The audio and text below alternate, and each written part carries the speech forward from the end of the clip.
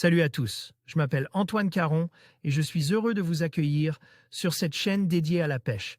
Ici, je partage des astuces sur la pêche, le choix des appâts et des leurres, et j'aide également les débutants. Abonnez-vous pour rester toujours au courant. Et maintenant, passons au sujet du jour. Bonjour à tous. Dans cette vidéo, je vais vous parler du matériel idéal pour la pêche à la truite au leurre souple en ruisseau. Je partagerai avec vous mes conseils sur les cannes, les moulinets et les leurres qui m'ont permis de réussir mes sorties de pêche. Que vous soyez débutant ou pêcheur expérimenté, vous trouverez des astuces pour optimiser votre équipement et améliorer vos chances de faire de belles prises. Alors, restez avec moi et découvrons ensemble le meilleur matériel pour cette technique passionnante. L'importance de la puissance de la canne. Le premier point est celui de la puissance de la canne. Rappelons-le, une canne est donnée pour pêcher avec un grammage précis. Par exemple, une 2 à 10 grammes pourra s'utiliser avec un poids total du montage, tête plombée plus leurre, inférieur à 2 grammes, mais la distance de lancer ne sera vraiment pas optimale. Par contre, il ne faut pas utiliser un poids supérieur à 10 grammes sous peine de risquer une casse de la canne, celle-ci n'étant pas prévue à cet effet. Pour la pêche en petits ruisseaux, il est très fréquent d'utiliser des leurres d'un poids inférieur à 2 grammes, il vous faudra donc une canne UL, ultra light, d'une puissance de 1 à 5 grammes ou 1 à 7 grammes.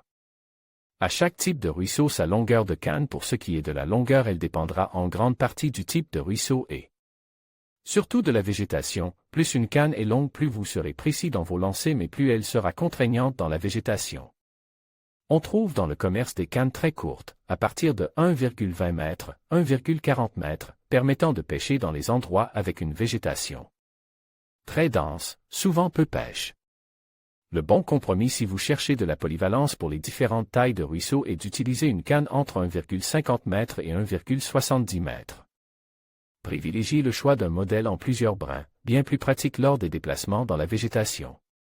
Le choix d'un moulinet et de la ligne. Une fois la canne choisie, elle devra être équipée d'un petit moulinet léger.